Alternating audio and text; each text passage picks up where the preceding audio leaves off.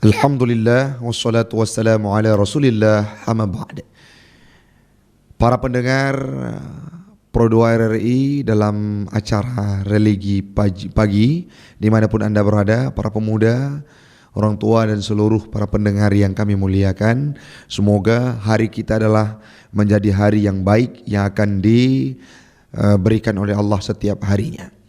Pada pertemuan kali ini menarik untuk dibahas sebuah hal yang unik terhadap kehidupan manusia dan paling penting dan diprioritaskan dalam kehidupan manusia. Apa itu? Ma yata'allaku bil qulub, segala sesuatu yang menyangkut dengan hati. Sehingga kita harus hati-hati dalam kehidupan. Pernah dalam sebuah kajian perjumpaan dengan pengurus RRI Kota Lok-Sumawe yang dihadiri oleh pimpinan, kami isi sebuah tausiah, namun tema yang kami ambil adalah hati yang sejahtera. Dalam Al-Quran disebutkan dengan hati yang salim, semuanya tertarik dan ada pertanyaan-pertanyaan diapresiasi oleh mereka.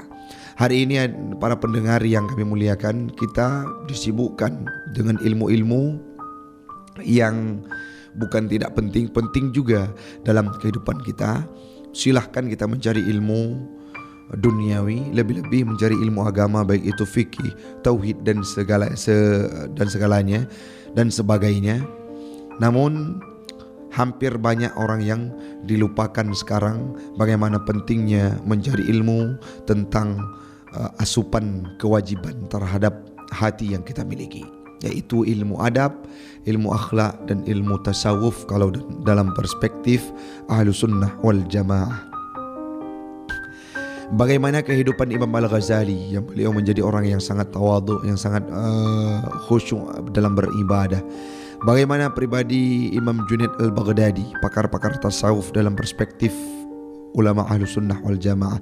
Itulah yang harus kita terapkan dalam kehidupan kita, orang-orang yang mengedepankan hati, di mana hati yang sejahtera dalam dimanapun mereka berada.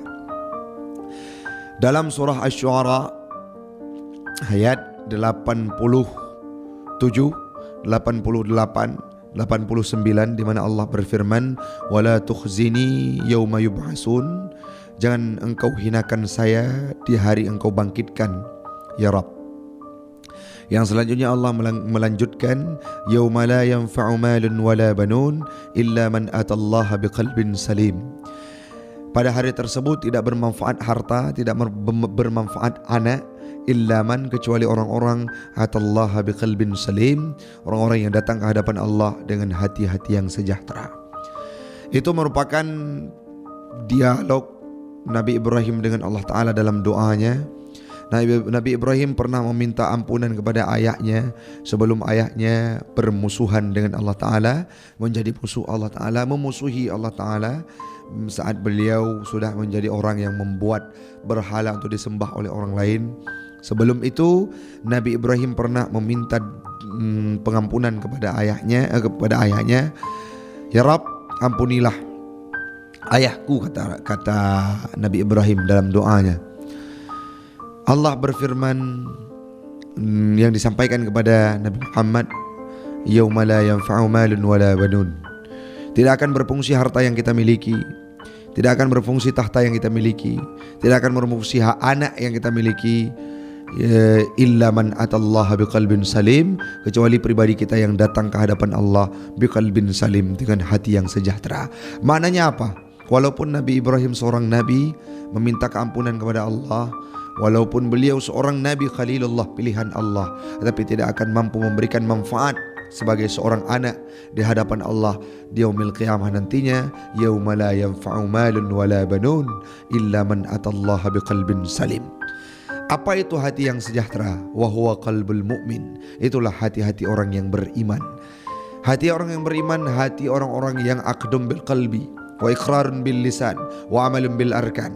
Semua yang menyangkut dengan koridor yang diperintahkan oleh Allah Ta'ala melalui Nabi Muhammad akan kita ucapkan, akan kita tancapkan dengan keyakinan dalam hati, kita aktualisasikan dalam kehidupan, kita ikrarkan dengan lidah yang kita miliki. Itulah hati-hati orang yang beriman. Ada hati-hati orang yang tidak beriman disebut dengan hati munafik. Hati munafik, orang-orang munafik ada 4 ciri-cirinya. Salah satu di antaranya adalah idza wa'ada khalafa. Saat berjanji mereka mengingkari, dan sangat berbalik lidah dengan hati. Itulah orang-orang yang munafik, yang mana fi qulubihim maradum fazadahumullahu marada. Hati mereka adalah hati yang dipenuhi dengan penyakit, sehingga Allah melebihkan penyakit dalam hati mereka. Semoga kita tidak termasuk dalam orang-orang yang munafik. Hati-hati orang yang munafik, lain kata dengan berperbuatan, lain sikap dengan ucapan, lain hati, lain dengan kenyataan. Jangan termasuk kita dalam orang yang munafik. Ada hati-hati orang yang kufur, hati orang-orang yang kafir, hati orang-orang yang tidak termasuk dalam Islam saat masa Nabi dulu. Siapa mereka? Khatamallahu ala qulubihim wa ala sam'ihim wa ala absarihim ghishawatun wa lahum adzabun alim. Mereka adalah orang-orang yang sudah ditutupkan hatinya, ditutupkan telinganya, ditutupkan penglihatannya.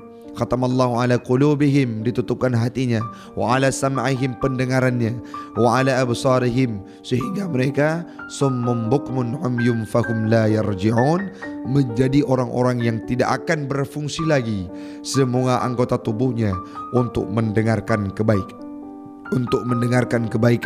untuk mendapatkan hidayah Allah Subhanahu wa ta'ala.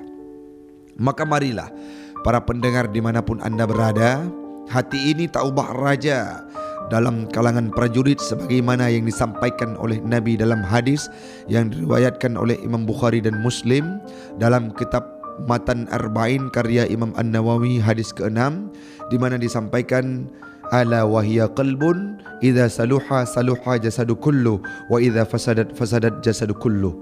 Hati ini tak ubah seperti raja. Apabila dia baik, maka semua anggota tubuh kita akan baik. Apabila raja baik, maka prajurit akan baik, seperti Sultan Al-Fatih. Apabila hati ini seperti nahkoda, nahkoda itu sehat, seperti pilot itu sehat, maka baik itu kapal dan pesawat yang mereka bawa akan sampai ke samudra, akan ke pesisir samudra, akan sampai ke bandara, akan sampai ke pelabuhan terakhir.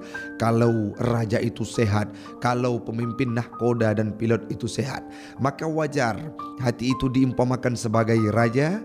Tubuh kita akan berbicara baik, lidah kita akan berbicara baik, tangan kita akan berbicara baik, semua anggota tubuh, jawarih kita akan berbicara baik, bila hati yang kita miliki adalah hati-hati yang qalbin salim.